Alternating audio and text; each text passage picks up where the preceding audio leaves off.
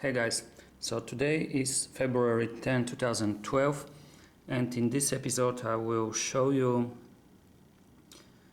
start showing you how to spice up your beats with Akai XR20. So first thing is the use of microphone. Of course, you this way create a whole song. Unfortunately, I cannot show you how this can be done simply because, as you can see, we have a 1/4-inch microphone input here, and I have a microphone, but it uses XLR, not a 1/4-inch, so I don't have anything to put here to show you. But I don't really recommend you to use microphone through your Akai XR20, and I will tell you why. First, in what situation would be applicable and appropriate to use a microphone directly into your Akai XR20. So as you can see, I have a mixer and an audio interface. So the sound goes from Akai XR20 to the mixer, to the audio interface, and finally to the laptop, where I can record it. Let's say that you want to be heard, you want even to record your beats, but you are limited on budget. So yes, in this way it is useful to use the Akai XR20 with a microphone in, so your microphone will go through Akai XR20. In that way you don't need the mixer, you can go directly into the audio interface and the laptop. So in this way Akai XR20 will serve as a mixer of your microphone input and the beats that you create here, and we'll mix the two signals, and so the main outputs will contain both your vocals and your beats. They can go directly into the audio interface and then into a program. I will not talk here how to record and what setup you can use to record. I will do separate video showing this. Just I'm discussing very briefly here this topic because XR20 have a microphone input and I wanted to discuss this feature. So yes, in this situation, if you're on a limited budget, you can use XR20 like as a mixer to mix your vocals with your beats, and you won't need a mixer in this situation, so you can use directly an audio interface. Or if you are on a party, you can hook the main outputs of Akai XR20 directly to whatever inputs you have there. I mean the PA system, which is the speakers. Now, another very important way to spice up your beats is to have your own custom created drum sets. So this topic is very well covered on your user manual on page 23. So as you can see here, selecting, editing and creating drum sets. I really recommend you to read this section. It's really short, so from page 23 up to page 30, which are 7 pages in total. So this will permit you to have freedom when performing your music. Why? Because let's say that you use the preset drum kits,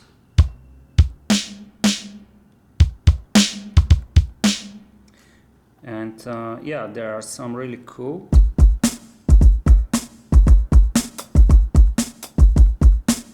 but honestly you will get tired.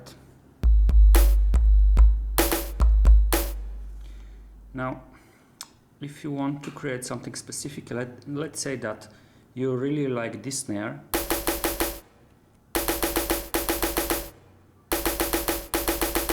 Oh, it sounds like Miami Vice introduction.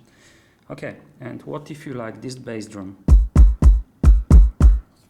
And what if you want to combine the snare from the bass drum from this pattern with the snare from this?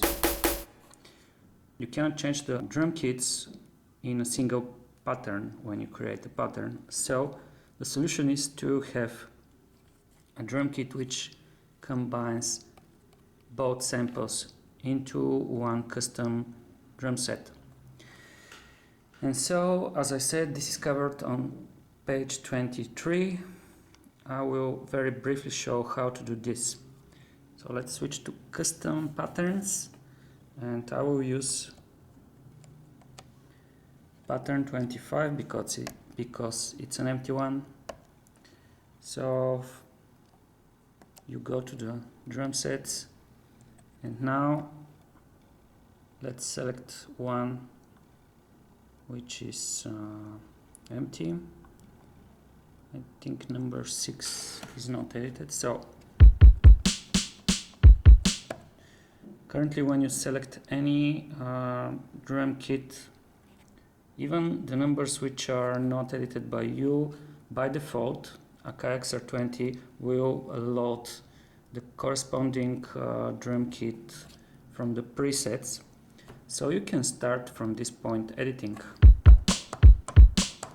Right now we have a preset drum kit loaded here, and we can start creating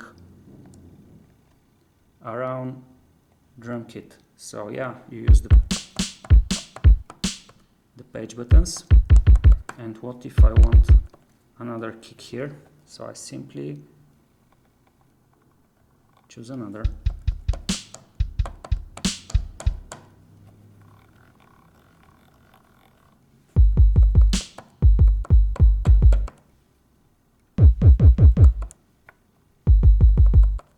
Let's say that I like that one. The same way we edit the snare.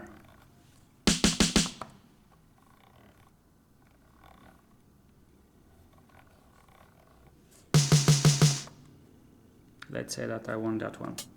The same way we can edit any other path. So we assign basically a different sound to that path.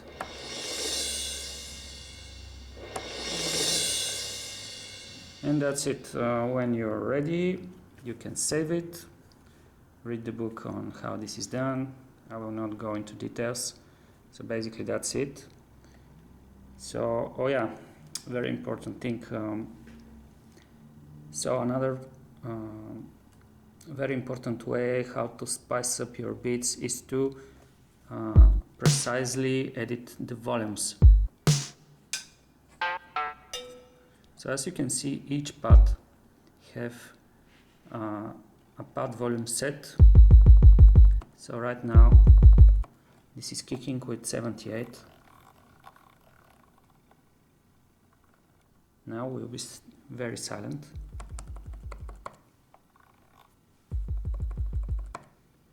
And I think 99 would be the max, yes.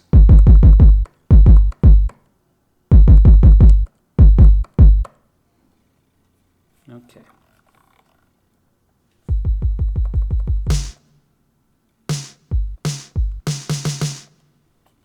Let's say I want a silent snare.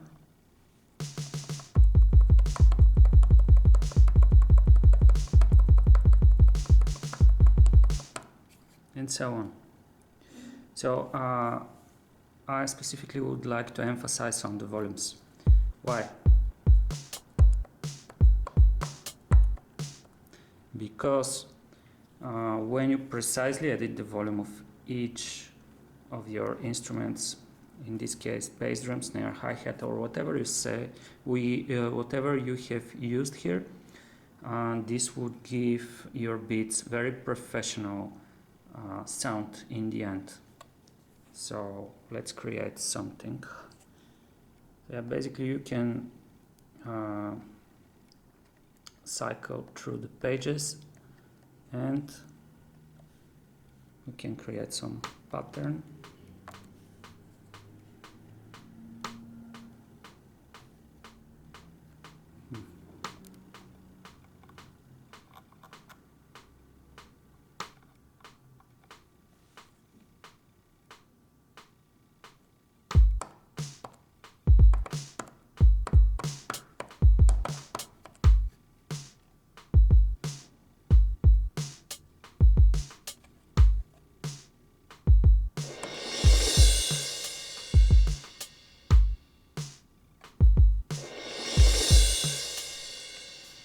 what's the moral of the story?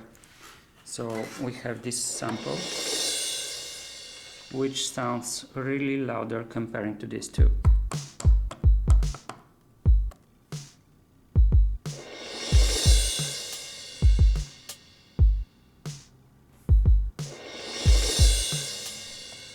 So to make it sounding more good, we go and edit the volumes.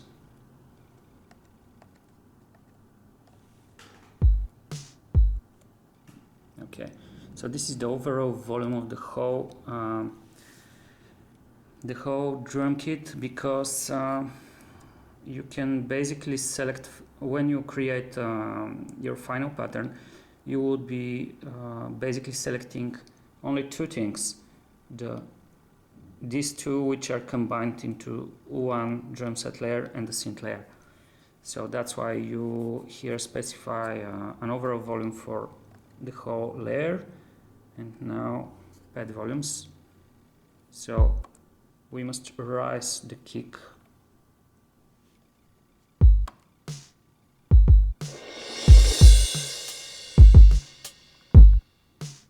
Yeah, you can do it in real time.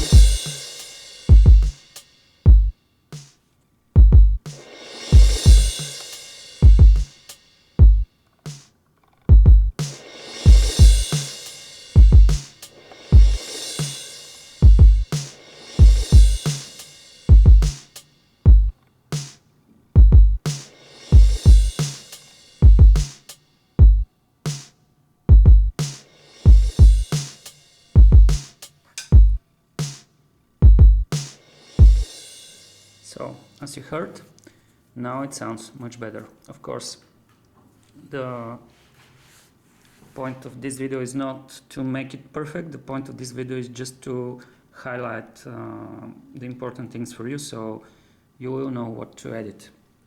So next important thing, which can help in spicing up your beats, is the panning.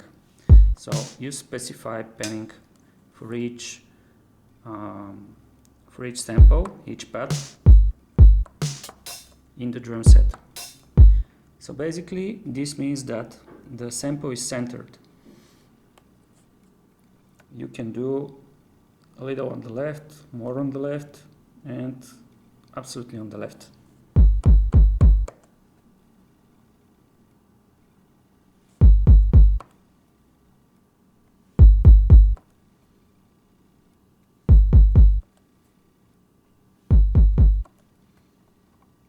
You heard the difference.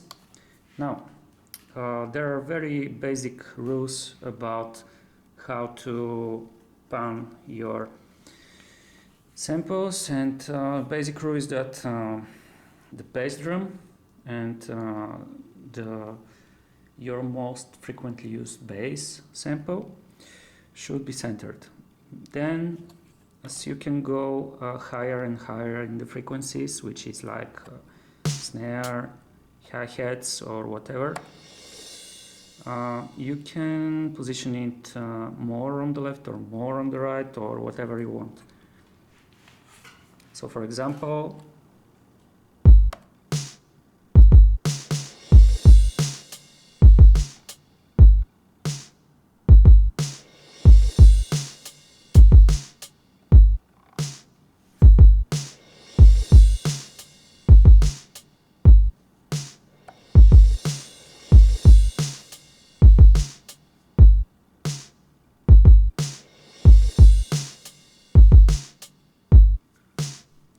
so as you heard, I left the kick drum centered.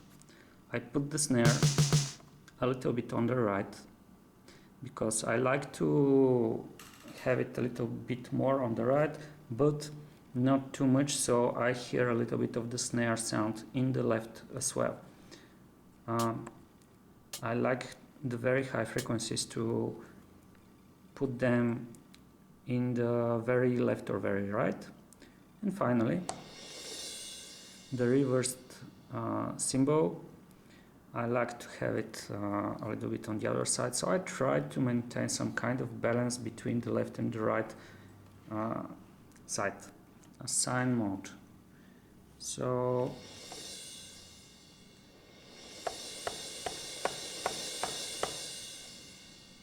This is very good example to demonstrate what is this for. So in multi-mode, when you press a sample which is long, every new invocation of the sample, every new play will not interrupt the previous. So for example, when I press 3 times this, or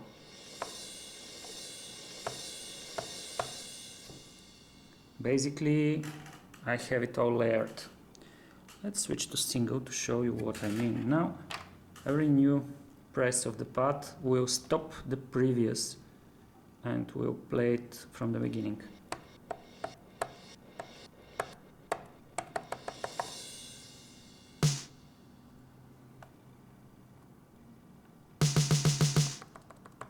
This is too short, but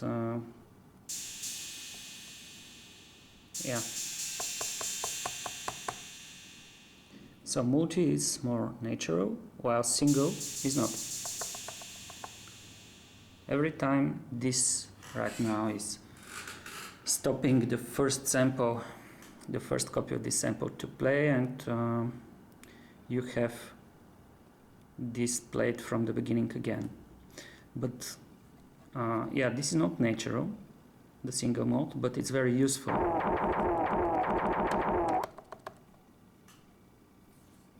Because otherwise sometimes you will get undesired effects.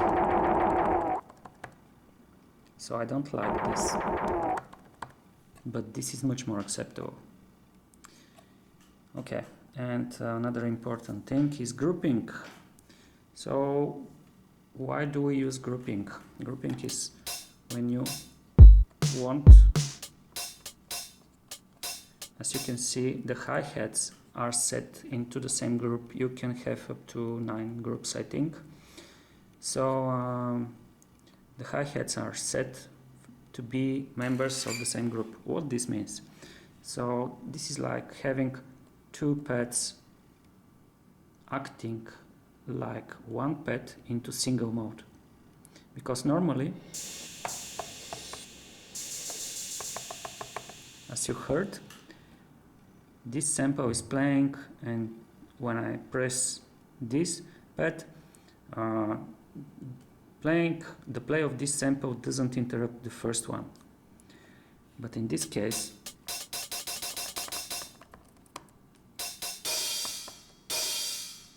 so this is of the same group.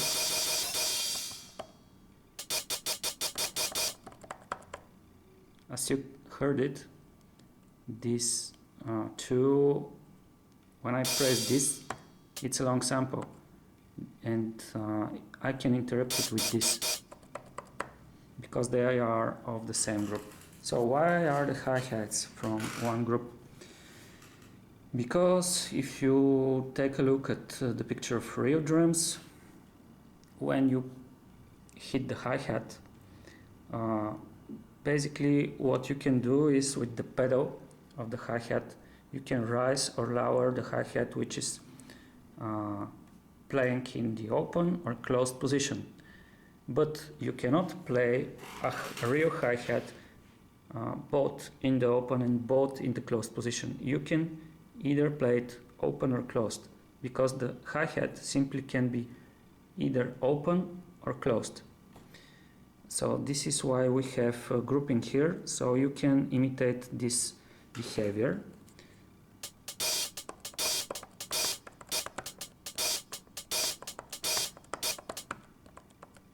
So this is what a real hi-hat would sound like when a real drummer is playing in open and closed position.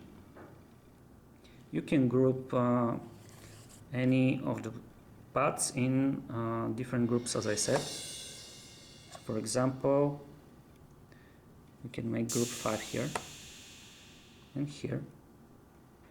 So right now, let's first demonstrate without the same group.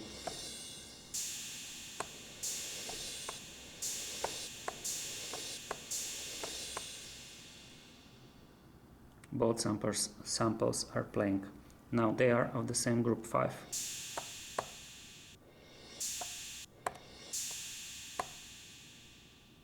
Pretty obvious. Every time I play a new sample, it will interrupt the other one. If this is playing and I press this, this is interrupting this one. So this is why grouping is useful.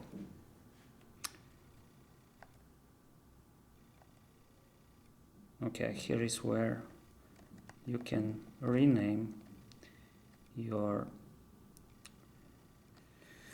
drum set, and basically you have custom created drum set. I can tell you that there are plenty of samples that you can choose from, and many of them are very interesting, especially when you begin to tweak it. So yes, if you want to take full advantage of your XR20, you must start to tweak it. Otherwise you will get bored very quickly.